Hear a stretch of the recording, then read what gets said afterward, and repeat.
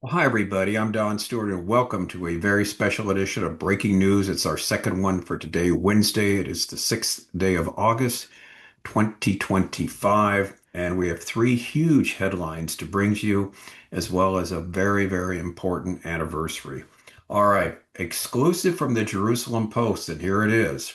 There are going to be five IDF divisions, five Israeli Defense Force divisions, 5 months. That's what they're going to use. That's what's going to take for Gaza occupation plan to defeat Hamas. This again, remember we talked about earlier, there was a meeting late tonight in Israel between Netanyahu and his staff, his cabinet. And this is what we have, according to someone who was there, told the Jerusalem Post what the conclusion is going to be. A 5 month campaign, five divisions, and we'll talk about that exclusive story. Now, what's also interesting, at the same time, Donald Trump was asked about Gaza, and here's what he said. This, according to the Jewish News Syndicate, the next steps in Gaza is up to Israel. Up to Israel. So we hope and pray that he will support Israel during this time. And then a third huge headline, Donald Trump's envoy Steve Witkoff met Vladimir Putin in Moscow for 3 hours ahead of the Ukraine ceasefire deadlines from ABC News. Evidently, progress was made, and we will see there. So we got huge, huge stories. But first, a couple more stories I want to talk about before we get into the events of today. And give me some grace here. This is tough for me to go through this, so we'll explain it to you. In the 21st century that we're in, as we look back on history, particularly to the last century, we've seen some profound things said and some profound things written. Neil Armstrong, July 19th, 1969, one small step for a man, one giant leap for mankind. Many profound words have been said, many profound statements have been written. But if you've heard me speak very often, once in a while you hear me talk about this, and I'm going to say it again because I think the most profound words that ever were written or uttered in the 20th century were actually written 80 years ago today by a man named Robert Lewis. And the words that he wrote, my God, what have we done? He wrote that in his logbook account of the atomic bomb in Hiroshima. Robert Lewis was the co-pilot of the Enola Gay.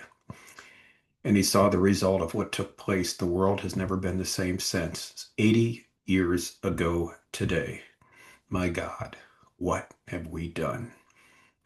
Anyway, about 5 or 6 years ago now, it's quite a few years ago, I was in Canada speaking at a prophetic conference. And before I got to speak, the Peter, who was the head of the conference, introduced this to us, this elderly Japanese lady.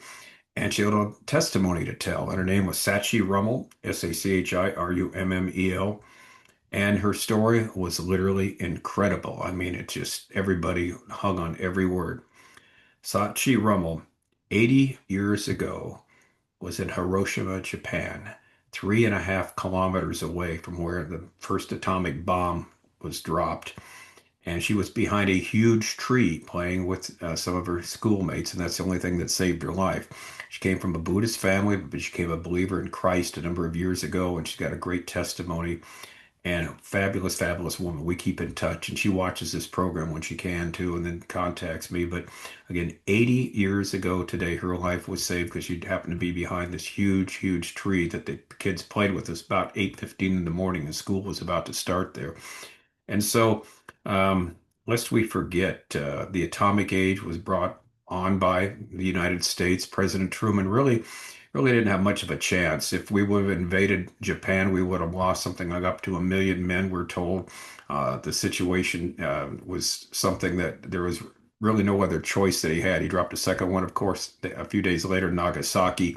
That wasn't the original, actually, target, though. The original target was this island out there that was shrouded. They couldn't see because of the fog, so they had to drop the bomb very quickly. The second one, they hit another city in Japan called Nagasaki. And after that, of course, Japan surrendered. That was the end of World War II. But it was 80 years ago today, the atomic bomb at Hiroshima, bringing in the atomic age. And Robert Lewis, my God, what have we done? Indeed. All right. Let me get to the stories today because we've got some huge ones going on here. 5 IDF divisions, 5 months. This is an exclusive story from the Jerusalem Post, just came out a few hours ago. This is Netanyahu's Gaza's occupation plan to defeat Hamas.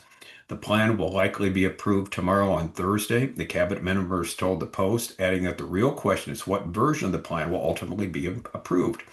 The government's plan for the Gaza Strip, backed by Prime Minister Benjamin Netanyahu, is set to be presented to the Security Cabinet on Thursday and is expected to include plans to occupy new portions of the enclave, sources told the Jerusalem Post on Wednesday.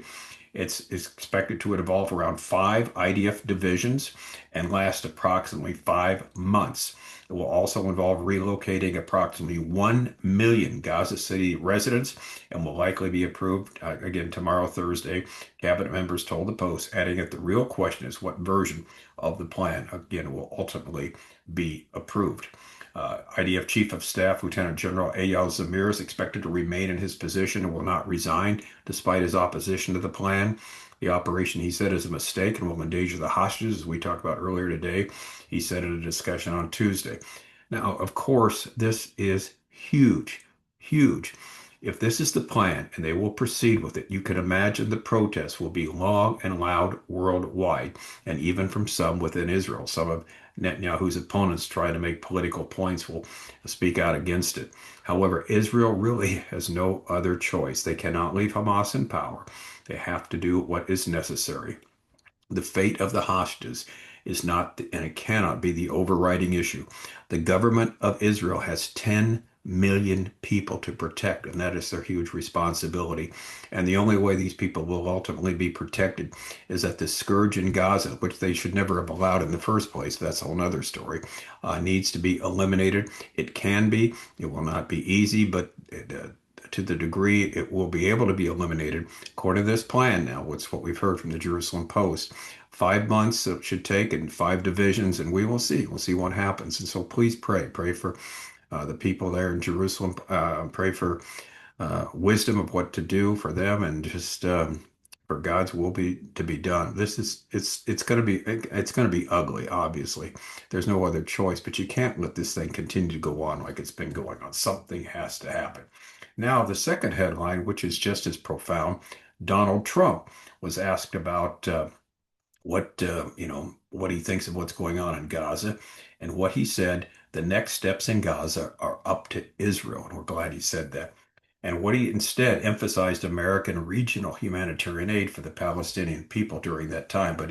Now here's the story. President Trump indicated on Tuesday Washington views the question of how Israel proceeds military in Gaza as being up to Jerusalem.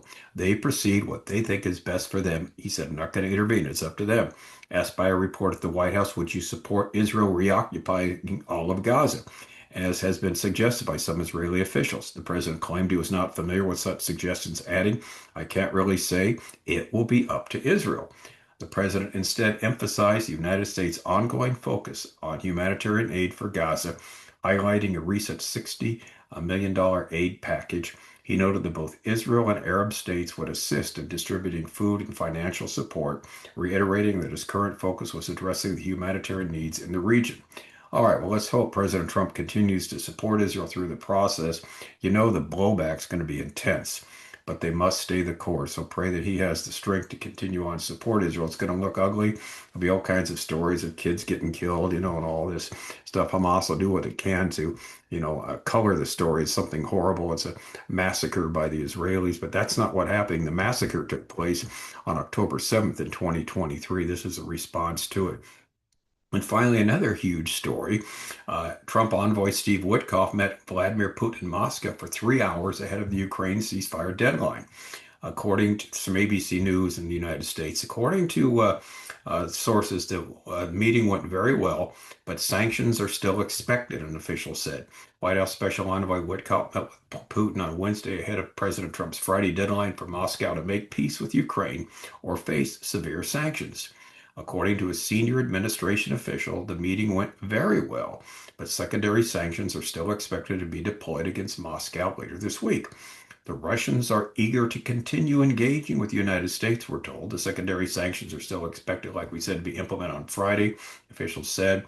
Despite no tangible progress towards a ceasefire, the expectation is that talks between Russian and American officials will continue through the day and could potentially up to Friday's deadline, the two officials familiar with the matter said. President Trump on social media suggests the meeting between Witkoff and Putin was quote unquote highly productive. All right. So again, we got so much to pray about. Let's hope and pray something good comes out of this meeting and the killing stops. And so what do we have today? Wow. Huge anniversary, huge story, so much to observe and so much to pray about.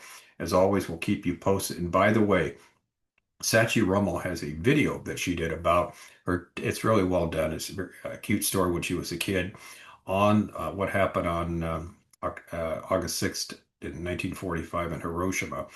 And it's called Sachi's Story, and it's on YouTube. Sachi apostrophe S Sachi's Story on YouTube, and where she tells the story there about her family, what happened with her, and the resulting situation there. So if you're interested in that, it's worth watching. Again, she's a wonderful, wonderful lady, 88 years of age right now, and still preaching the gospel. Again, becomes a Christian late in life, and testified to, in fact, if you watch the little video on YouTube, to the grace of God at the beginning.